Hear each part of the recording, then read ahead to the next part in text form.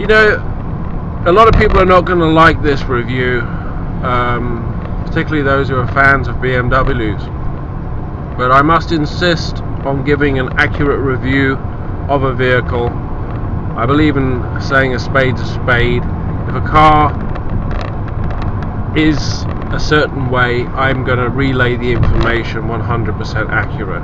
Now, with this vehicle, can I just begin by saying I've driven BMWs and owned BMWs for 25 years. Amongst those vehicles that I've owned have been 7 Series, and the reason why I mention this is because 7 Series BMWs were palatial, luxurious vehicles. Everything was beautifully laid out. It was a comfortable, luxurious, top quality, high quality vehicle. The moment you sat in one, you knew you were in something special, rather like sitting in a top-end Jag or something. Now, the first impressions of jumping in this car are, oh my god, what have BMW done? It's rubbish. Now, I'm not talking about the drive or the build quality, I'm talking about the actual interior of the car. This car looks to me like a cheap budget Toyota or other Japanese model. It's, even if this was a black interior, more stylish colour, the layout is ugly. This double dip here, it's revolting. This cheap, tacky, pseudo wood. Why on earth would anybody want to try and make something look like it's made out of wood when it's made out of plastic? It looks revolting. It looks like a very cheap, low-grade plastic wood look-alike table you'd get out of IKEA or something like that. It looks gnarly. It's horrible.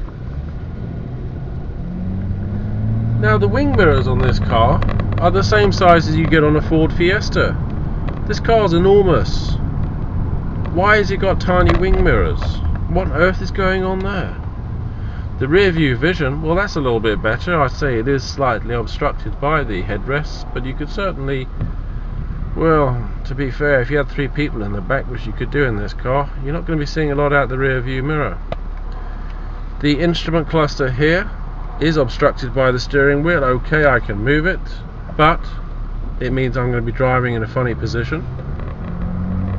It's just I can't get over this cheap, tacky plastic. Even the steering wheel, it looks like the steering wheel out of a 1970s Datsun. It's revolting. It's not only revolting, it's appallingly low quality. What on earth are BMW doing kicking out cars like this in 2012? I mean, this is a monster. Okay, well, I hope nobody's offended by that, but the interior of this car is cheap, it's nasty, it's tacky, and it's a load of rubbish. Now, going on to the actual drive of the car, well, that's a different story. That's where BMW still maintains some of its dignity. The ride is just palatial. The car is just a cruising machine. I could drive across infinity in this car and never get tired. But the only problem with infinity is it goes on forever. It's effortless. It is just smooth. You can't even hear the engine. The only noise I can hear is a bit of air flowing over the top, which sounds like a wing anyway. The suspension, well, it's a bouncy car because it's a comfortable car. It's not a sports car. But you do feel that you could chuck this around and do an emergency maneuver at speed if you had to. This is the 3-litre diesel, which is certainly powerful enough for this vehicle. The brakes on this car are supreme, there's no doubt about that.